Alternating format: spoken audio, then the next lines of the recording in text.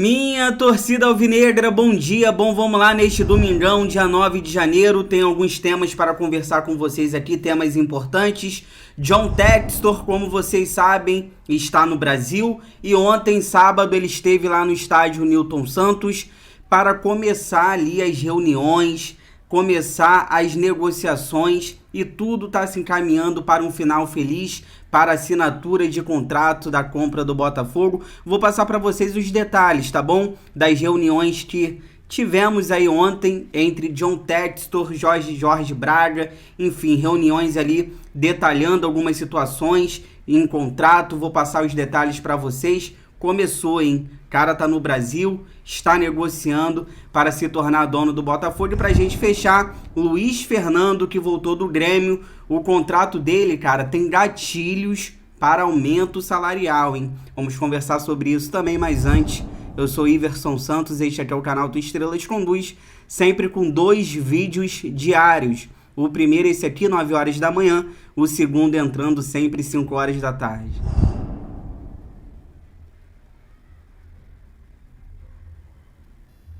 Inscreva-se no canal, fortaleça com seu like, ative aí o sino para receber todas as notificações e não perder nada do que acontece no Botafogo. A nossa próxima meta agora são 19 mil inscritos. Eu conto com a ajuda de vocês, que aqui o canal não é meu, aqui o canal é nosso. Daqui a pouco eu vou falar sobre Luiz Fernando, voltou do Grêmio e já tá cheio de polêmica. Em contrato dele ali tem gatilhos ali para aumento salarial. Será que o Luiz Fernando ele já vai ganhar mais do que ele já ganha? Já ganha bem, né? Será que o Luiz Fernando ainda vai ganhar mais do que isso? Mas eu vou começar aqui falando sobre John Textor, ele que tá no Brasil, desembarcou na sexta-feira e vamos lá, tá bom?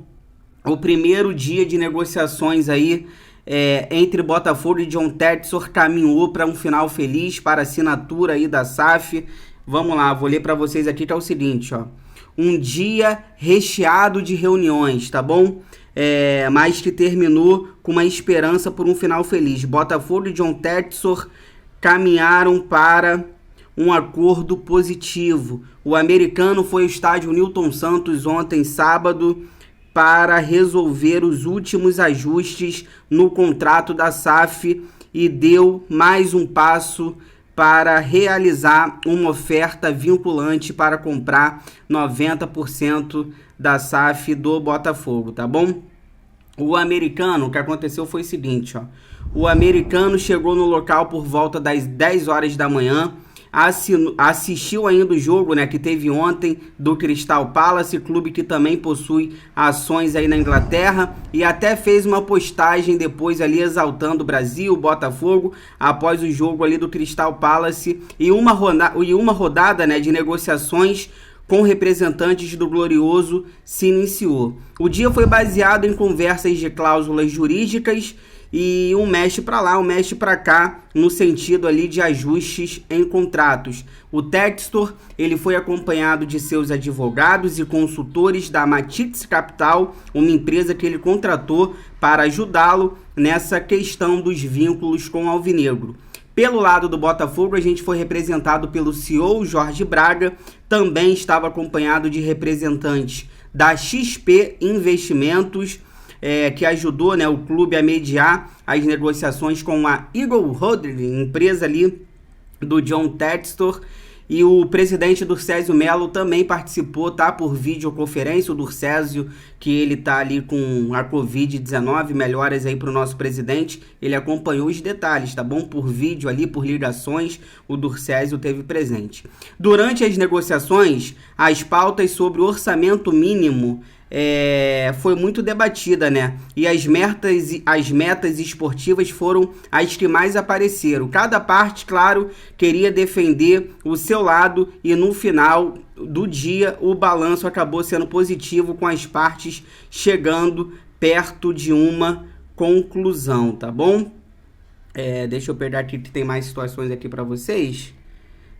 O Botafogo quer ficar resguardado e ter segurança para o futuro. Uma das cláusulas que o clube levantou é de que haja um orçamento mínimo em relação à receita total do ano anterior, algo para tentar garantir investimentos exponenciais para tornar a equipe competitiva temporada após temporada, tá bom? E outra situação que trouxe aqui também, o John Textor, ele não era a favor de metas esportivas fixas, ou seja, protocolar, por exemplo, que o Botafogo tem a obrigação de vencer algo em 10 anos. O empresário entende que o processo do futebol não é uma conta exata, mas que ele pode dar recursos para facilitar o caminho. Nesta queda de braços, os dois lados cederam um pouco e o resultado, após mais de 4 horas de reuniões e conversas, foram positivos. Os novos termos ali, quando fechados, serão divulgados ao Conselho Deliberativo. Há a chance aí do Texo, inclusive, assinar a oferta vinculante ainda hoje, neste domingo. Caso aconteça, aí o Botafogo terá 60 dias para iniciar a transição ao novo dono. Então é isso. Em cima dessas duas situações aqui, primeiro, estipular prazos para ganhar títulos. O Botafogo estava querendo colocar isso em contrato, mas, gente, isso não existe. Nenhum investidor que comprasse o Botafogo ia aceitar isso. E eu explico para vocês o porquê. Porque, como ele mesmo disse, o John Textor, o futebol não é uma conta exata. Não tem como você prever, John, você vai ter que ganhar uma Libertadores daqui a 5 anos. Você vai ter que ganhar uma Copa do Brasil daqui a 4 anos. Não tem como você colocar isso em contrato. Ninguém vai assinar isso. Porque por mais que você faça uma boa administração, monte um time decente, pague os salários em dia, isso não é garantia que você vai ganhar títulos. Isso é só o caminho para você ganhar, mas isso não é a garantia. Então, o John não aceitou isso no contrato, o Botafogo retirou e, claro, ninguém aceitaria, nem o John, nem ninguém. O Botafogo não ganha um título de expressão há mais de 25 anos. E não tem como o cara que vai comprar o Botafogo chegar agora e ter essa pressão daqui a 5, 10 anos, ter que ganhar 3 Libertadores, 2 Copas do Brasil. Isso não existe. O que existe é ele fazer um trabalho decente, uma boa administração para abrir os caminhos e o Botafogo ganhar títulos. Agora, não tem como você prever se vai acontecer daqui a 1 ano, daqui a 2, daqui a 10, daqui a 20. Então, o Botafogo retirou, fez certo. O John Textor também está certo nessa situação. E outra coisa que rolou muito debate também foi a situação ali da receita bruta de 50% do ano seguinte, você ter que colocar isso no futebol. Para quem não entendeu muito, é o seguinte: vamos supor, o Botafogo nesta temporada de 2022 arrecadou 200 milhões. Em 2023, desses 200 milhões que arrecadou esse ano, ele teria que pegar 100 e investir no futebol. E o John também não aceitou isso. O John tá querendo abaixar um pouco, porque também não achou justo você arrecadar 200 milhões nesse ano, exemplo, e pegar esse dinheiro no ano seguinte você ter que investir a metade no futebol. Ele tá querendo abaixar um pouco, e claro, isso foi jogada do Botafogo também. O Botafogo colocou 50 justamente porque já sabia que quando ele chegasse, ele ia querer abaixar isso um pouco para, sei lá, 45, 30, 35, em vez de você pegar 100, você colocar 80, 85. Então o Botafogo também ali ajustou isso tudo com o John Textor. Enfim, são coisas que acontecem aí naturais em negociação, e meu maior medo, repito, são as tias, são os velhos gagás, como CEP, como Montenegro, que estão doidos para acabar com isso aí. Por mais que eles dizem que não, eles estão de olho aí querendo acabar com isso. E o principal, quinta e sexta-feira agora, a Assembleia Geral, a votação do Conselho Deliberativo, é nisso que a gente tem que estar preocupado, para isso ser aprovado logo e entrar em paz o John Textor.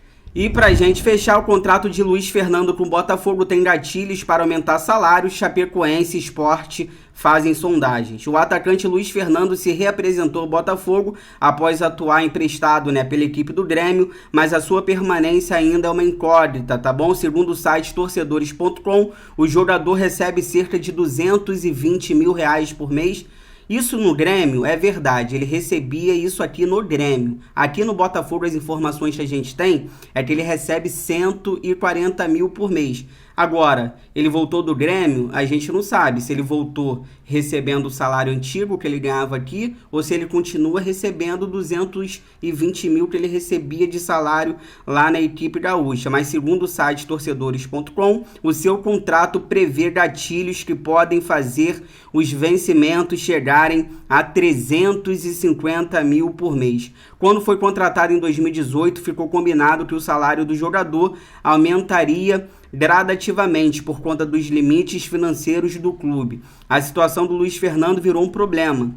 Apesar de contar com a aprovação da comissão técnica, o atacante pode ser negociado para aliviar a folha alvinegra. Ainda segundo a reportagem, o empresário dele, Rodrigo Pita, trabalha nos bastidores para encontrar um novo clube para o atacante. Sport e Chapecoense buscaram informações recentemente e as conversas devem avançar, apesar de nenhum deles terem condições de bancar 100% dos salários do jogador. Ninguém vai bancar 100%, ainda mais se for isso aqui tudo. Ninguém vai bancar 100%. Talvez o Botafogo vai ter que emprestar pagando uma parte, só que o Luiz Fernando hoje é um dos melhores atacantes que nós temos no elenco. Nesse elenco de hoje, ele é titular. Vai liberar o Luiz Fernando? Vai ficar com ele pagando salário alto? Como é que vai ficar a situação desse jogador? Esse aqui é mais um que Anderson Barros, junto com o CEP, trouxe para o Botafogo com contratos estranhos, né? Se você chegou até aqui, obrigado. Inscreva-se no canal, fortaleça com seu like. Fogão, eu gosto mais de você do que de mim.